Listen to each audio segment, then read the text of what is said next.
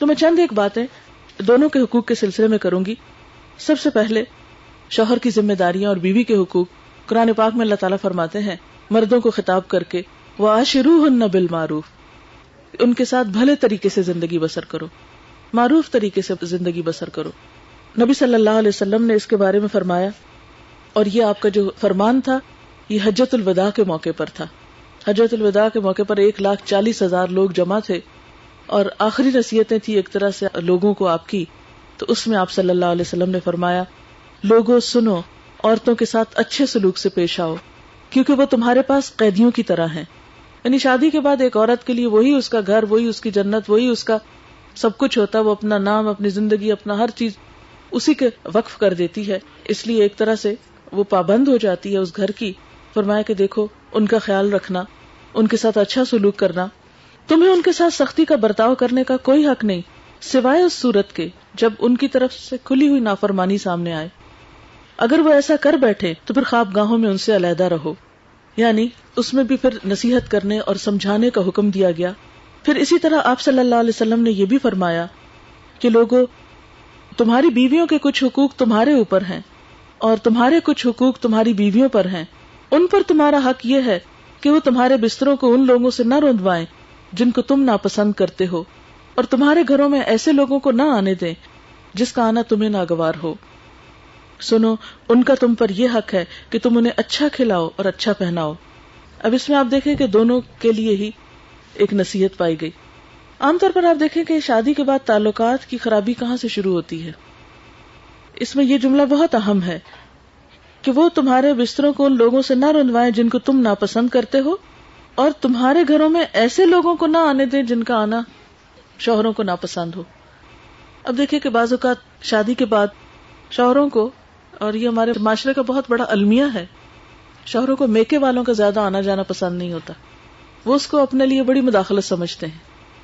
یعنی اور سب کے آنے کو ویلکم کریں گے، دوستوں کو اور ادھر ادھر کے جان پہچان والوں کو، لیکن جو ہی بیوی کے رشتہ دار آئے تو موڈ آف ہو گئے. یہ ہے تو بڑی زیادتی کی بات، کیونکہ خطبہ نکاح میں ہی صلہ رحمی کا حکم دیا گیا کہ رشتوں کی پہچان کرو، رشتوں کا حق ادا کرو. اور اس قوم پر اللہ کی رحمت نازل نہیں ہوتی جس میں رشتوں کو کاٹنے والے لوگ موجود ہوں. ہے تو یہ بات بہت ہی غلط. لیکن اگر کوئی عورت یہ محسوس کرتی ہے کہ میرے شوہر کو میرے رشتہ داروں کا بہت آنا جانا پسند نہیں، تو ایسی صورت میں بجائے اس کے کہ گھر میں آپس میں روز لڑائی ہو، آپس میں فساد ہو اور اس کے لمبے چوڑے نقصانات شروع ہو جائیں، تو اس کی نسبت اگر انسان اس پر تھوڑا سا کٹ ڈاؤن کر لے، اور کیونکہ اپنے تو اپنے ہی ہوتے ہیں، ماں باپ ہیں، بہن بھائی ہیں، ان کو اپنے گھر کی سچویشن اعتماد میں لے کے سمجھا دے کہ اتنا آنا پسند نہیں، یا آنے کے بعد فلاں فلاں تلخی ہو جاتی ہے، تو ایسی صورت میں گھر والوں کو بھی تعاون کرنا چاہیے، نہ کہ اسے نیگیٹو سینس میں لے کر ایک اور رنگ دے کر اس معاملے کو ایک اور طرح بڑھا دیا جائے. کیونکہ بنیادی طور پر ہوتا یہ ہے کہ جب آنا جانا ہوتا ہے پھر مشورے بھی دیے جاتے ہیں، بعض کاموں میں پھر مداخلت بھی شروع ہو جاتی ہے. اور مداخلت ہوتی کیا عام طور پہ چھوٹی چھوٹی چیزوں میں، ہائے تم نے یہ کیا کپڑے پہن رکھے، ہائے تو تمہارا تو کوئی حال ہی نہیں یہاں پر، تمہیں تو یہاں فرصت ہی نہیں، تمہیں تو صحیح طرح کھانا بھی نصیب نہیں، تمہارا تو کچھ بھی نہیں رہا. اس طرح کی بظاہر ہمدردی والے جملے بول کر دوسرے کے دل کو دکھی کر دیا جاتا ہے. اب بعض اوقات آپ بڑی خوشی سے کام کر رہے ہوتے ہیں، لیکن جب کوئی آپ کے ساتھ اس موقع پہ ہمدردی کرنے لگتا ہے تو پھر کیا ہوتا ہے، انسان کہتا ہے ہاں واقعی میرے اوپر تو ظلم ہو رہا ہے. میری ایک دوست نے بتایا کہ وہ اپنی بیٹی کے گھر گئی تو کھانے کی میز پہ سب بیٹھے تھے، اور ابھی بیٹھے ہی تھے کہ اتنے میں ٹیلی فون کی بیل بجی تو بیچاری اٹھی فون اٹینڈ کرنے، پھر بیٹھے تو پتہ نہیں کوئی کیا کام بیچ میں آ گیا تو پھر اس کو اٹھنا پڑا. تو کہتے کہ میرے بیٹھے بیٹھے جب وہ 3 دفعہ میری بیٹی ٹیبل سے اٹھی تو میرا دل اتنا رنجیدہ ہوا کہ میری آنکھوں میں آنسو آ گئے کہ میری بیٹی کو تو چین سے کھانا بھی نصیب نہیں.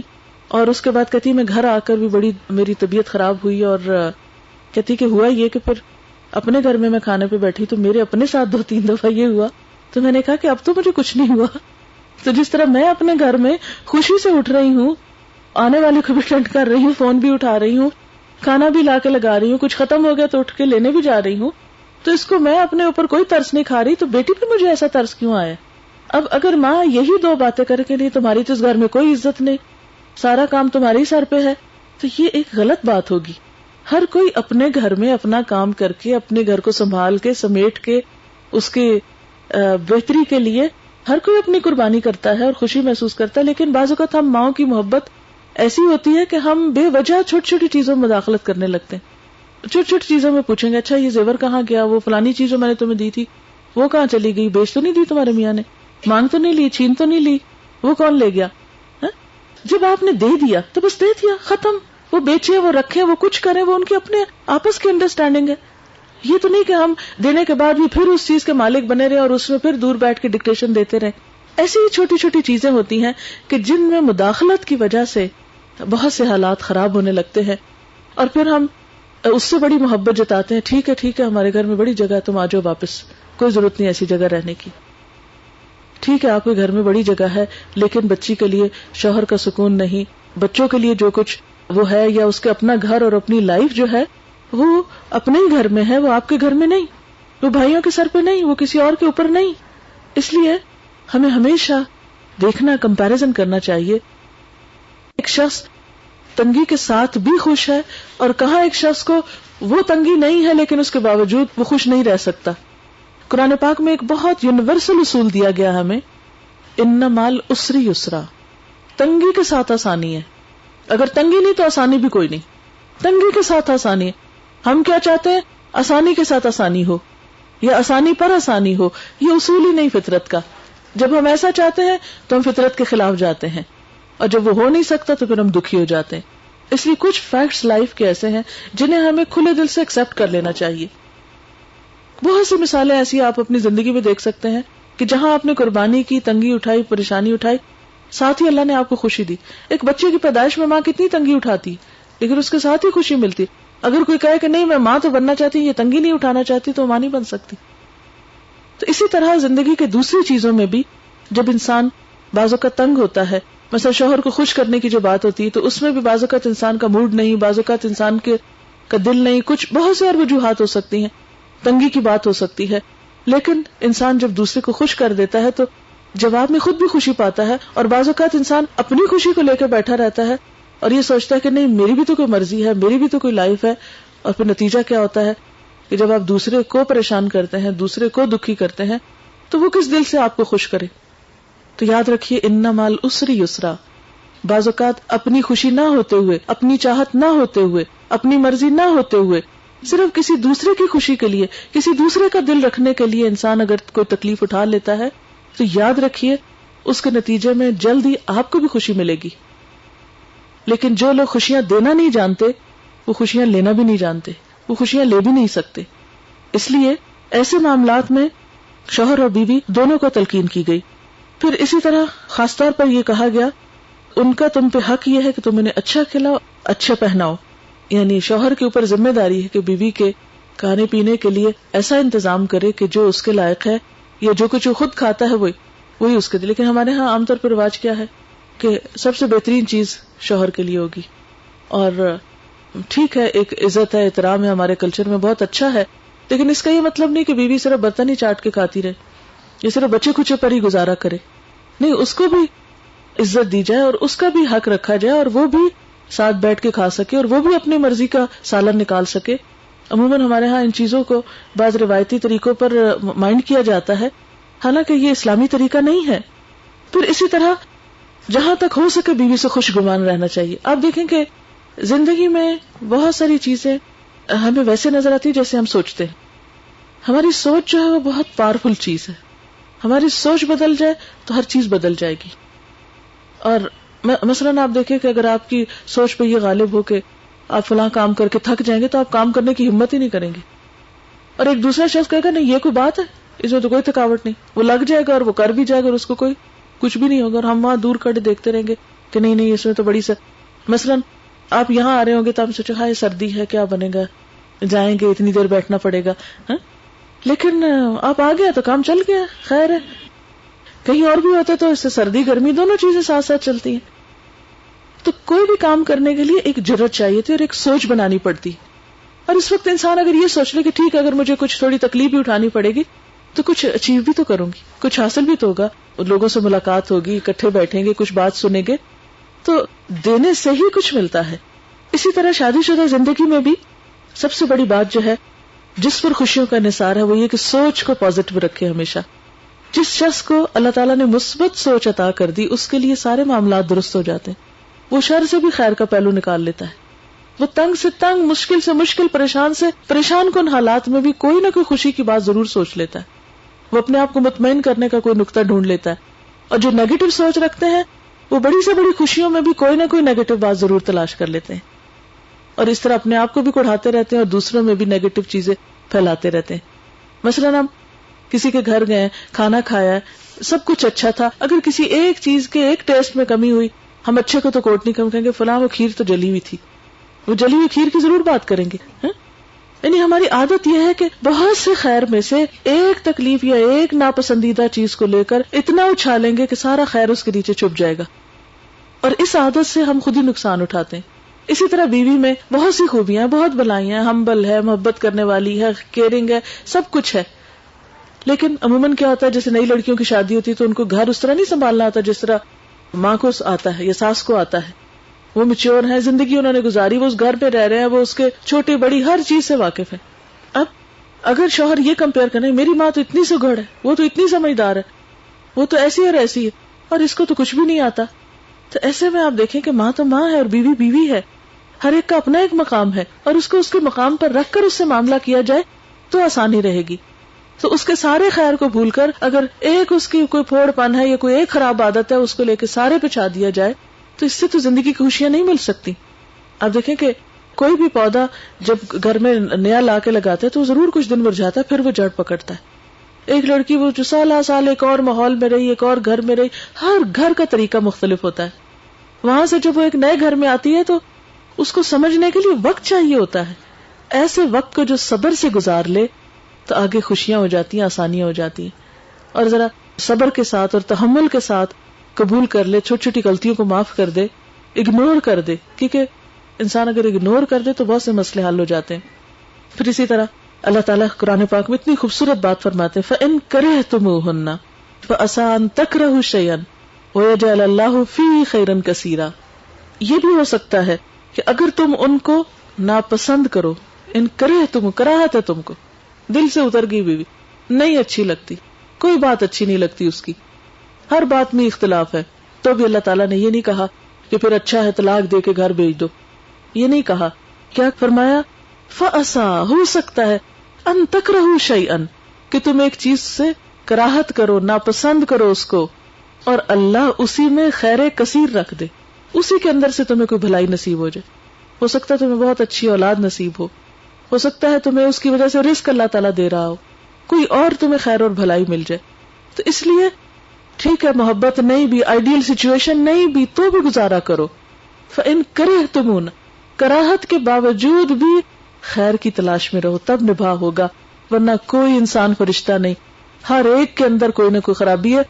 اور اگر تم خرابیوں کا ذکر بار بار کرو گے، کرتے چلے جاؤ گے، انہیں کو سوچتے چلے جاؤ گے، تو پھر سارے خیر چھپ جائیں گے، پھر کوئی کسی کی بھلائی نظر نہیں آ سکتی. نبی صلی اللہ علیہ وسلم نے فرمایا کوئی مومن اپنی مومنہ بیوی سے نفرت نہ کرے، اگر بیوی کی کوئی عادت اس کو ناپسند ہے تو ہو سکتا ہے کوئی دوسری خصلت پسند بھی آ جائے. تو اس لیے صرف ناپسند کے اوپر ہی نظر نہ رکھے، پسندیدہ چیزوں کو بھی کبھی دل میں لائیں. پھر اسی طرح معاف کرنے کے بارے میں حکم دیا گیا. قرآن پاک میں معاف کرنے کے لیے 3 لفظ ہیں، اور یہ تینوں لفظ یہاں اکٹھے ہیں.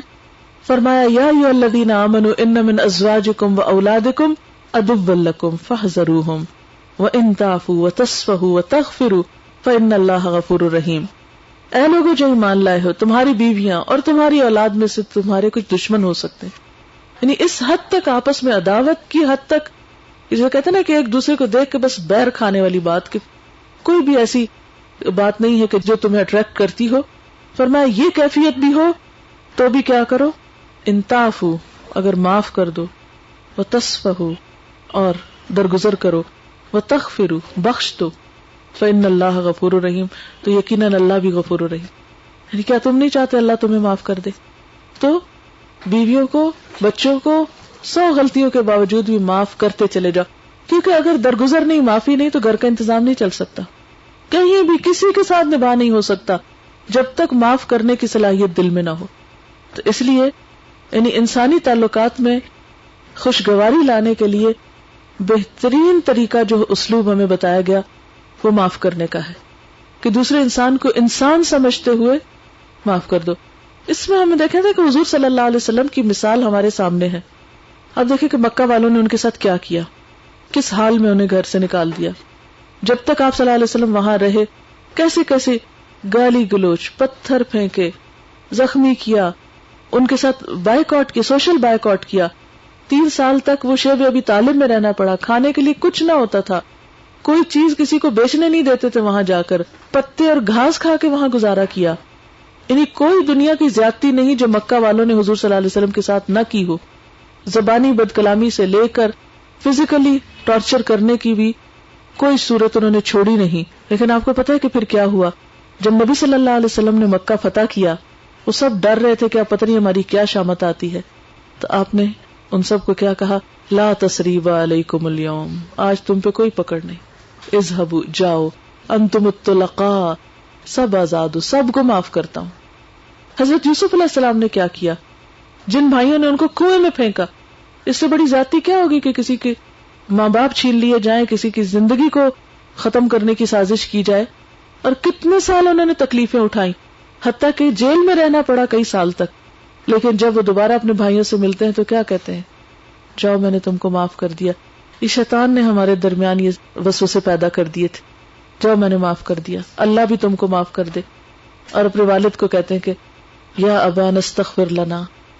وہ بھائی پھر کہتے ہیں کہ ابا جان آپ ہمارے لیے بخشش کی دعا کریں. تو معاف کیے بغیر تو چارہ ہی نہیں. اگر آج ہم نہیں کسی کو معاف کر سکتے تو کل اللہ تعالیٰ ہمارے لیے کیسے غفور رحیم ہوگا.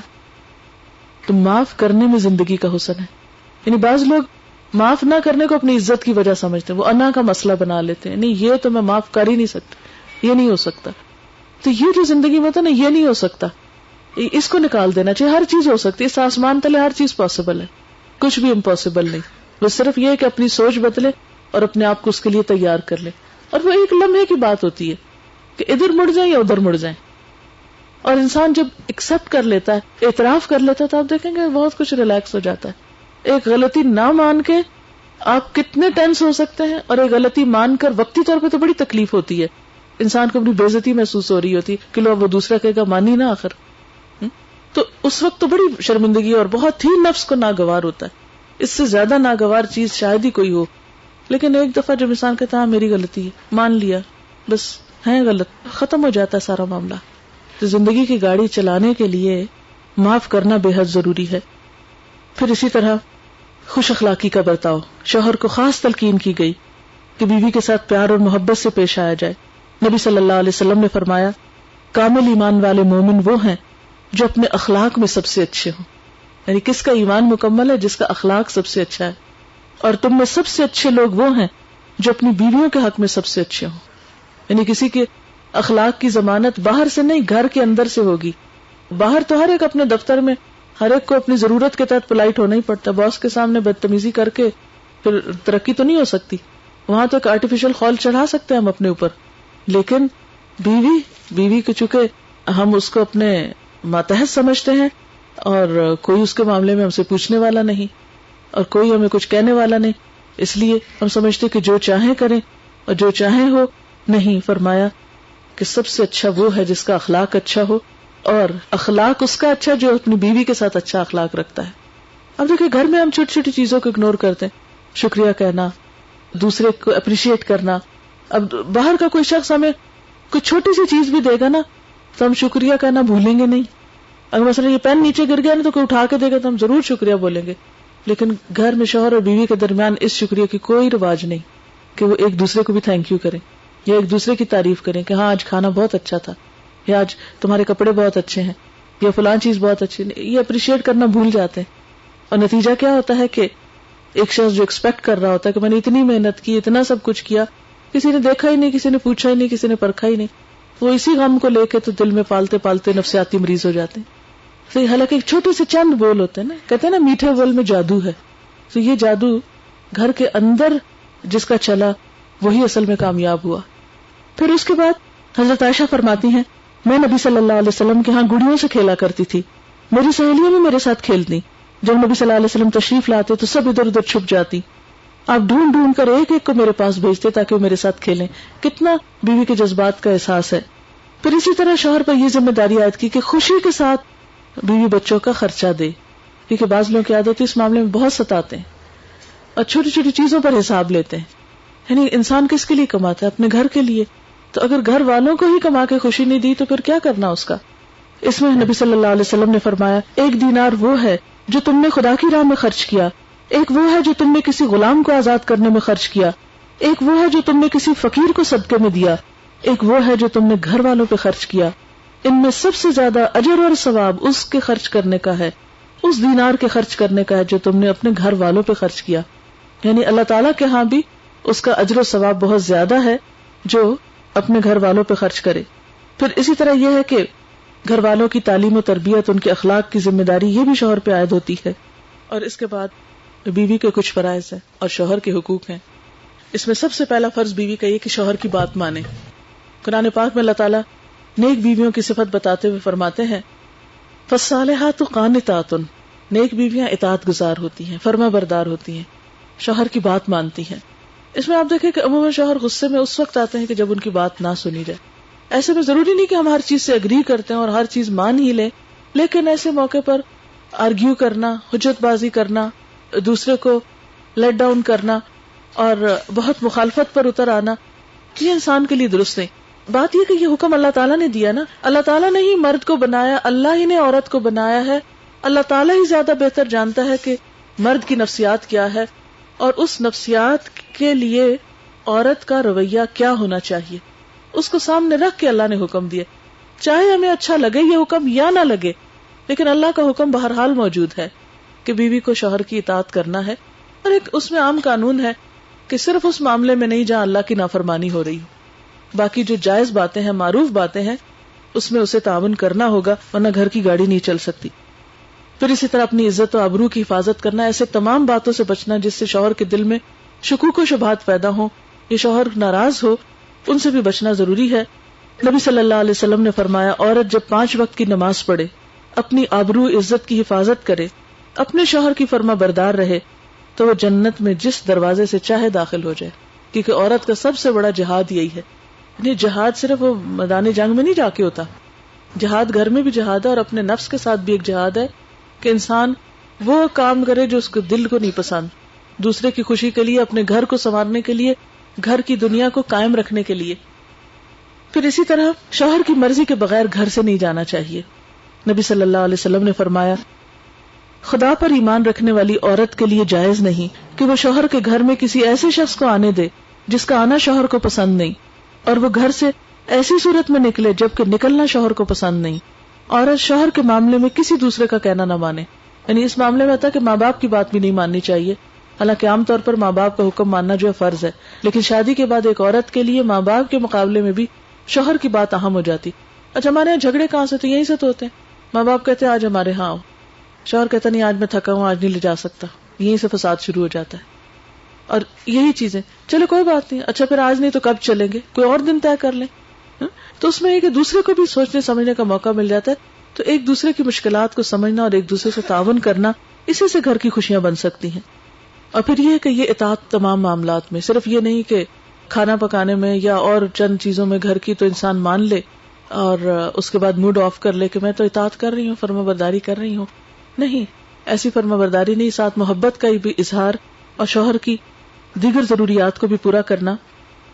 نبی صلی اللہ علیہ وسلم نے فرمایا، نکاح سے بہتر کوئی چیز 2 محبت کرنے والوں کے لیے نہیں پائی گئی. حضرت صفیہ کو نبی صلی اللہ علیہ وسلم سے بہت محبت تھی. ایک دفعہ آپ بیمار ہوئے تو کہنے لگی کاش آپ کی بجائے میں بیمار ہوتی.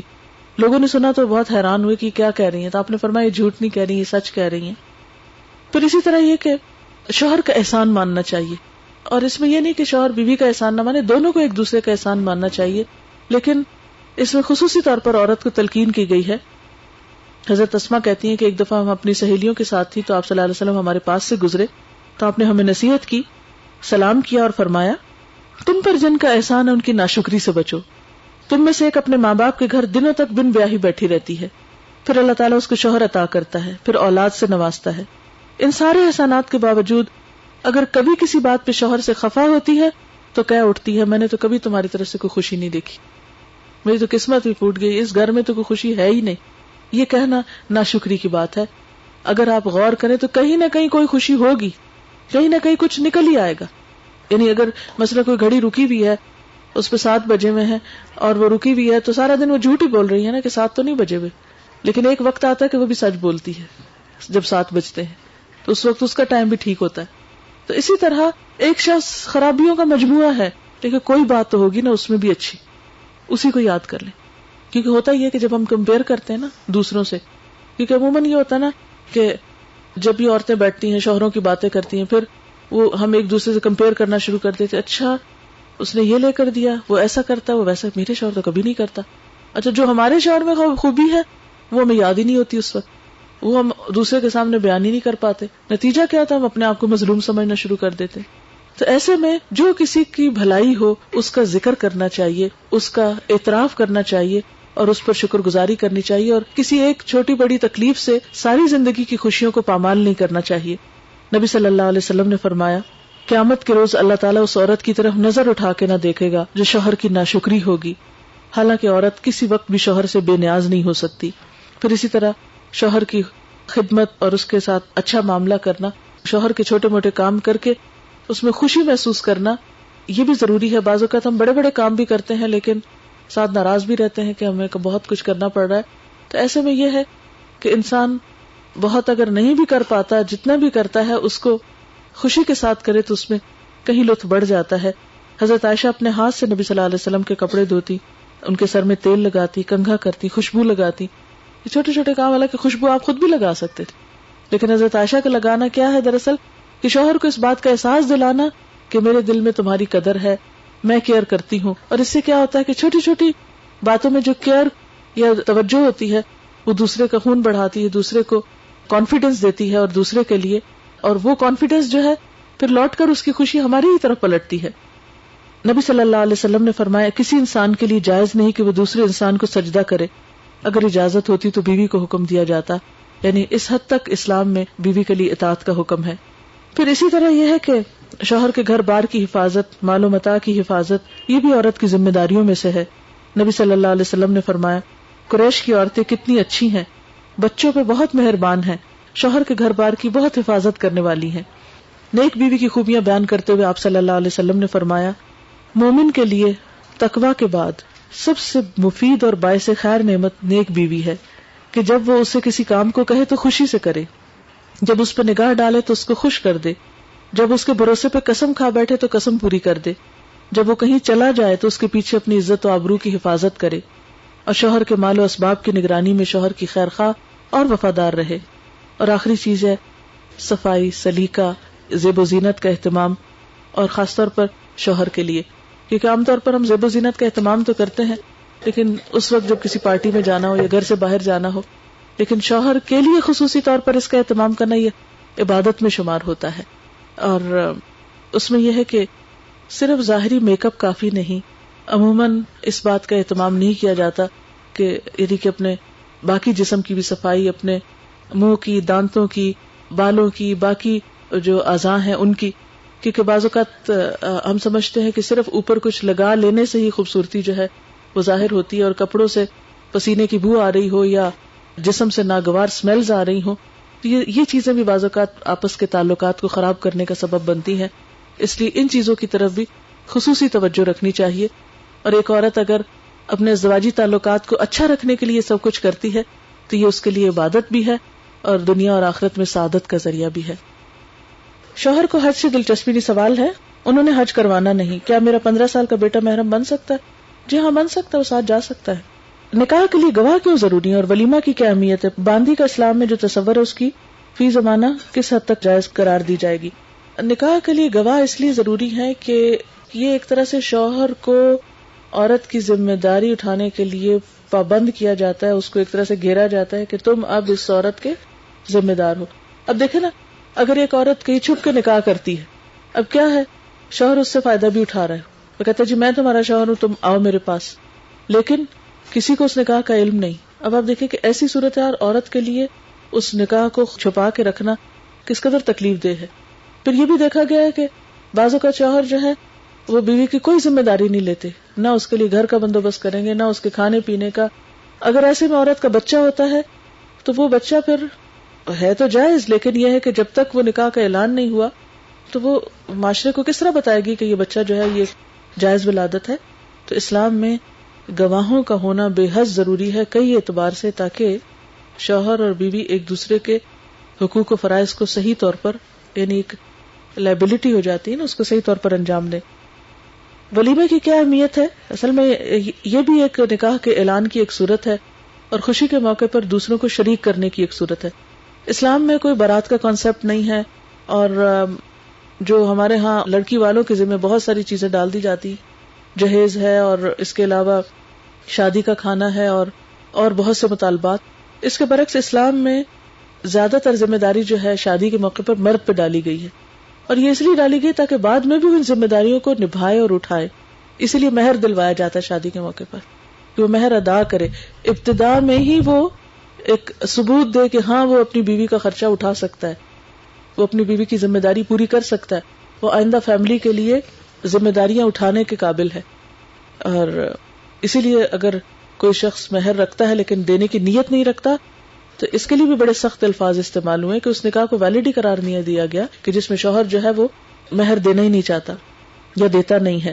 حتیٰ کہ یہاں تک کہا گیا کہ اگر کوئی شوہر نکاح کر لے اور مہر نہیں دے اور خدا نخواستہ اس کی ڈیتھ ہو جائے تو اس کی وراثت اس وقت تک تقسیم نہیں ہوگی جب تک پہلے بیوی کا مہر نہیں اس میں سے نکلے گا، کیونکہ وہ قرض کی شکل رکھتا ہے. اور اس کے بعد انہوں نے اور ولیمے کے لیے ضروری نہیں کہ بہت بڑی دعوت ہی ارینج کی جائے. نبی صلی اللہ علیہ وسلم نے اپنے ایک صحابی سے کہا تھا اولم ولو بشاتن، ولیمہ کرو خواہ ایک بکری ذبح کرو، یعنی ایک گھر میں ایک بکرے ذبح کر کے کتنا کھانا پکے گا، اتنے لوگوں کو بلا لو. لیکن اس کے بعد یہ کہ وسعت ہو، جتنی وسعت ہو انسان اتنا کھانا کھلا سکتا ہے. اس میں ضروری نہیں کہ 1 ڈش ہو، ایک ہی ڈش ہو یا 2 ہو یا 3 ہو، لیکن جس چیز سے منع کیا گیا وہ کیا ہے؟ اسراف نہ ہو، دکھاوا نہ ہو، اپنی حیثیت سے بڑھ کر نہ ہو. یہ چیزیں اسلام میں، کیونکہ یہ انسانوں ہی کے لیے نقصان دہ، ان چیزوں سے منع کیا ہے. یا یہ کہ وقت کا ضیاع نہ ہو، کیونکہ دکھاوے کا کھانا جو ہے یا دکھاوے کا لین دین جو ہے انتہائی ناپسندیدہ ہے اسلام میں، کیونکہ اس میں کوئی خلوص اور خیر خواہی نہیں ہوتی.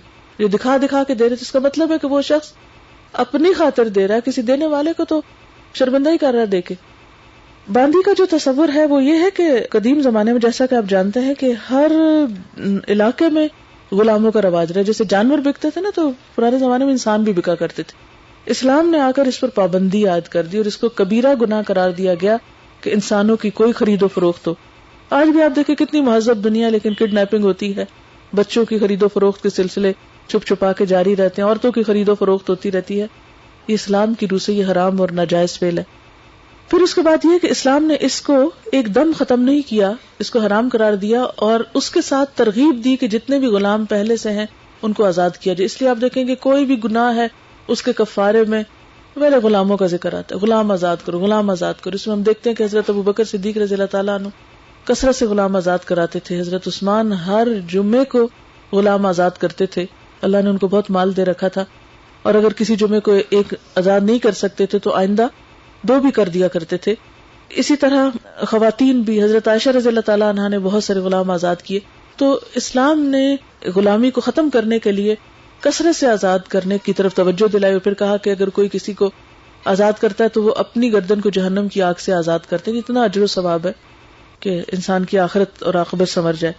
ہاں ایک صورت ہے کہ اگر جنگ ہو اور وہ بھی جنگ ایک اسٹیبلش جہاد فی سبیل اللہ ہو جس میں دشمن کے ساتھ واقعی کوئی ایسی صورت پیش آئی اور اس میں کچھ اگر مرد اور عورتیں پکڑی بھی آئیں تو اس کے بعد ان کا تبادلہ بھی ہو سکتا ہے، اپنے جنگی قیدی چھڑائے جا سکتے ان کے بدلے میں، یا اپنی لینڈ چھڑائی جا سکتی ان لوگوں کے بدلے میں. اور اگر کوئی ایسی صورت نہ ہو تو ان لوگوں کو کسی ایک جیل میں بند کرنے کی بجائے یا کسی کیمپ میں رکھنے کی بجائے یا کسی ہوم میں ڈالنے کی بجائے پھر کیا ہے، ایک طریقہ یہ بھی بتایا گیا کہ ان کو پھر فوج پر تقسیم کر دیا جائے. اب جب جن کو تقسیم کیا جائے گا اس پر بھی یہ لازم نہیں ہے کہ وہ ضرور اس کو اپنی بیوی کی حیثیت میں گھر میں رکھے. وہ چاہے تو اس کو آزاد کر دے، چاہے تو کسی اور سے اس کا نکاح کر دے، اور چاہے تو اس کو اپنے گھر میں حیثیت دے، لیکن اس کی حیثیت اس طرح نہیں ہوتی جس طرح ایک آزاد عورت کی ہوتی ہے، کیونکہ اس کے سٹیٹس میں فرق ہوتا ہے. باندی کا یہ کوئی کانسیپٹ نہیں کہ گھروں کی میڈس کو باندی سمجھ لیا جائے یا کسی آزاد عورت کو خرید کر اس سے کوئی ایسا تعلق قائم کیا جائے. یہ مس انڈرسٹینڈنگ ہے جو کی گئی. سبحان اللہ والحمد للہ ولا الہ الا اللہ واللہ اکبر ولا حول ولا قوة الا باللہ العلی العظیم. اللہم صل علی محمد وعلی آل محمد کما صلیت علی ابراہیم وعلی آل ابراہیم انک حمید مجید. اللہم بارک علی محمد وعلی آل محمد کما بارکت علی ابراہیم وعلی آل ابراہیم انک حمید مجید. ربنا آتنا فی الدنیا حسنۃ وفی الآخرۃ حسنۃ وقنا عذاب النار. ربنا لا تزغ قلوبنا بعد إذ هديتنا وهب لنا من لدنك رحمة إنك أنت الوهاب. ربنا هب لنا من أزواجنا وذرياتنا قرة أعين واجعلنا للمتقين إماما. یا حی یا قیوم برحمتک نستغیث. یا اللہ پاک، جو کچھ پڑھا گیا ہے اپنی رحمت سے اسے قبول فرما. جو باتیں تیری مرضی کے مطابق زبان سے نکلی ہوں اللہ ان پر ہمیں عمل کی توفیق عطا فرما. بھول چوک کر اگر کوئی بات ایسی زبان سے نکلی جو آپ کو پسند نہ آئی ہو تو یا اللہ تو ہمیں معاف فرما دے.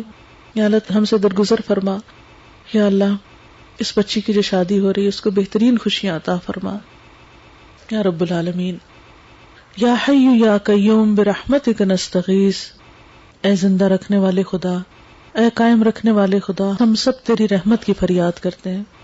یا اللہ تو اس گھر پر اپنی رحمت فرما، اپنی خیر و برکت فرما. یا اللہ ان کو اپنے بچوں کی خوشیاں نصیب فرما. اس بچی کو اپنے گھر میں بہت عزت، احترام، محبت اور خوشیاں نصیب فرمانا. اس جوڑے کے درمیان باہم مثالی محبت پیدا کر دینا. یا رب العالمین انہیں اپنے حقوق اور فرائض کو صحیح طور پر نبھانے کی توفیق دینا. یا اللہ انہیں صالح اولاد عطا فرمانا. یا رب العالمین تو ہم سب پر اپنی رحمت فرما، سب دکھی لوگوں کے دکھ دور فرما. یا اللہ جو مائیں اپنے بچوں کے رشتوں کے لیے پریشان ہیں یا اللہ ان کی پریشانی دور فرما. یا اللہ سب والدین کو اپنی اولاد میں سے آنکھوں کی ٹھنڈک نصیب فرما. یا اللہ بیماروں کو صحت کاملہ عطا فرما. یا اللہ جو لوگ معاشی پریشانیوں کا شکار ہیں اللہ ان کی پریشانیاں اور دکھ دور فرما. یا اللہ تو ہمیں نیکی کی محبت عطا فرما، ہمیں مثبت سوچ عطا فرما. یا رب العالمین تو ہمیں حکمت عطا فرما، اپنی محبت عطا کر دے. یا اللہ ہمارے اندر صبر و شکر کی کیفیت پیدا فرما، ہمیں اپنے شکر گزار بندوں میں شامل کر لے، ہمیں اپنی نعمتوں کی قدر کرنے والا بنا. یا رب العالمین تو ہم سب کی خطاؤں کو اور کوتاہیوں کو معاف کر دے. یا رب العالمین جتنی بھی بہنیں یہاں آئی ہیں ان کے دلوں میں جو دعائیں ہیں، نیک تمنائیں ہیں، یا اللہ ان سب کو پورا فرما. یا رب العالمین ہم سب تجھ سے عاجزی کے ساتھ دعا کرتے ہیں، اللہ تو ہم کو بخش دے، ہماری کوتاہیوں کو معاف کر دے اور اس گھر والوں کو بہترین خوشیاں عطا فرما. ربنا تقبل منا انک انت السمیع العلیم وتب علینا انک انت التواب الرحیم. وصلی اللہ تعالی علی خیر خلقہ محمد وعلی آلہ واصحابہ واہل بیتہ اجمعین برحمتک یا ارحم الراحمین. الہی آمین. سبحانک اللہم وبحمدک نشہد ان لا الہ الا انت نستغفرک ونتوب الیک. والسلام علیکم ورحمۃ اللہ وبرکاتہ.